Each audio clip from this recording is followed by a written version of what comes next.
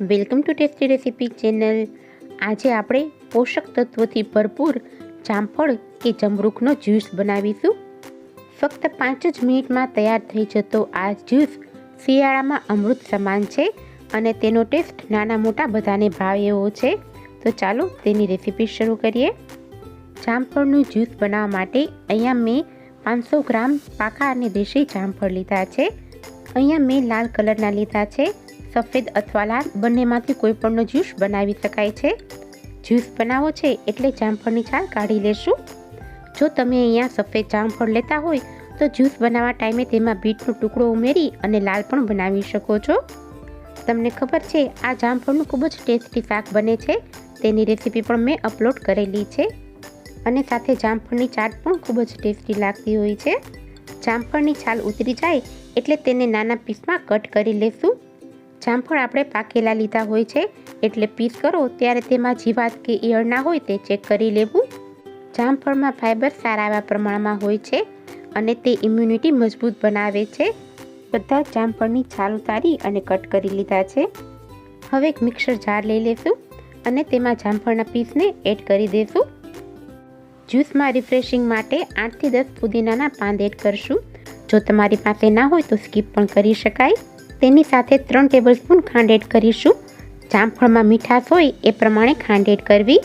અડધી ચમચી સંચળ powder add કરીશું। આનાથી ટેસ્ટ ખૂબ જ સરસ આવે છે, જરૂરથી એડ કરજો।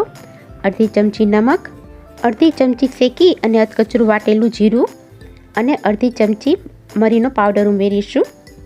જો તમારે ચાટ મસાલો એડ કરવો હોય તો એ પણ કરી શકાય। હવે આ બધી જ વસ્તુઓને પીસી અને સ્મૂથ પેસ્ટ બનાવી લેશું। અહીંયા તમે જુઓ, મેં બધી જ વસ્તુઓને પીસી અને જામફળનો એકદમ ટેસ્ટી એવો પલ્પ તૈયાર કરી લીધો છે। હવે સ્ટીલનો ગળણો લઈ લેશું અને તેમાં પલ્પ એડ કરી તેને ગાળી લેશું, જેથી તેની અંદર રહેલા ભીનો ભાગ છે એ નીકળી જાય અને એકદમ સ્મૂથ એવી પેસ્ટ તૈયાર થઈ જાય। અહીંયા મેં બધા જ પલ્પને ગાળી લીધો છે। અહીંયા મારા દેશી જામફળ હતા એટલે ભીનો ભાગ થોડો વધારે છે અને સ્મૂથ એવો પલ્પ તૈયાર કરી લીધો છે।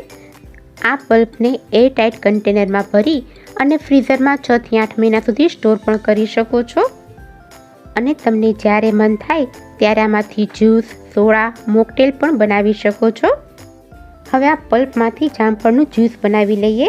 તો તેના માટે અડધા કપ જેટલો પલ્પ લઈ લેશું। તેમાં અડધી ચમચી જેટલો લીંબુનો રસ એડ કરીશું। હવે 1.5 ગ્લાસ જેટલું પાણી એડ કરી અને તેને બરાબર મિક્સ કરી લેશું। તમે ચાહો તો બ્લેન્ડરથી બ્લેન્ડ પણ કરી શકો છો। બધું જ બરાબર રીતે મિક્સ થઈ ગયું છે અને તમે જોઈ શકો છો એકદમ ટેસ્ટી એવું જામફળનું જ્યુસ બનીને તૈયાર થઈ ગયું છે। એકદમ ટેસ્ટી અને હેલ્ધી જામફળના જ્યુસને સર્વ કરી લઈએ। ખૂબ જ ઝડપથી અને કોઈ પણ જાતની મગજમારી વગર આ જ્યુસ બનીને તૈયાર થઈ જાય છે। તો તમે પણ આ રેસીપીને જરૂર ટ્રાય કરજો। ફુદીનાના પાનથી ગાર્નિશ કરી લેશું। તો ફ્રેન્ડ્સ, રેડી છે એકદમ ટેસ્ટી અને હેલ્ધી જામફળનું જ્યુસ। જો તમને અમારી આ રેસીપી પસંદ આવે તો વિડીયોને લાઇક, શેર અને સબસ્ક્રાઈબ કરો। બાજુમાં રહેલા બેલ આઇકોનને પણ પ્રેસ કરો, જેથી નવા વિડીયો નોટિફિકેશન સૌથી પહેલાં તમને મળે। નેક્સ્ટ વિડીયોમાં ફરી મળીશું। આ વિડીયો જોવા બદલ આપનો ખૂબ ખૂબ આભાર।